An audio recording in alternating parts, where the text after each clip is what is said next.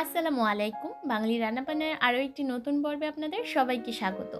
আজকের পর্বে তৈরি করে দেখাবো সিম্পল একটা চিকেন বার্গারের রেসিপি। আশা করছি আপনাদের সকলের কাছে এই রেসিপিটা ভালো লাগবে।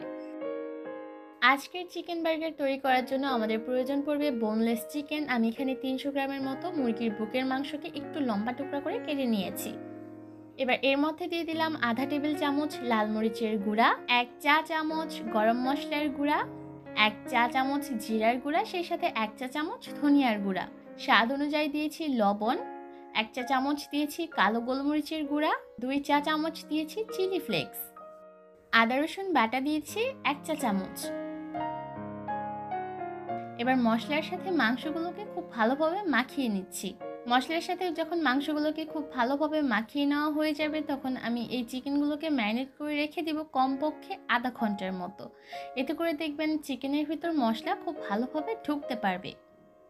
এবার চুলায় একটা প্যান বসিয়ে দিয়েছি আর এর মধ্যে নিয়েছি 2 টেবিল চামচ রান্নার রেগুলার তেল। আর তেলটা গরম হয়ে এলে এর মধ্যে ম্যারিনেট করা চিকেনগুলোকে দিয়ে দিলাম। চুলার আঁচ মিডিয়াম হাই হিটে রেখে এবার এই চিকেনগুলোকে ভেজে নিব যতক্ষণ না পর্যন্ত চিকেনগুলো সেদ্ধ হয়ে যায়। যেহেতু মুরগির বুকের মাংস ব্যবহার করেছি, তাই মাংসগুলো সেদ্ধ হতে কিন্তু খুব বেশি একটা সময় লাগবে না।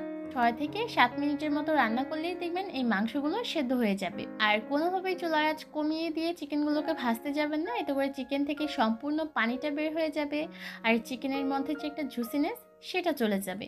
তাই চুলার আঁচ মিডিয়াম হাই হিটে রেখে এই চিকেনগুলোকে ভেজে নিতে হবে। চিকেনগুলো এর মধ্যে ভাজা হয়ে গেছে, এবার চুলা থেকে নামিয়ে নিচ্ছি।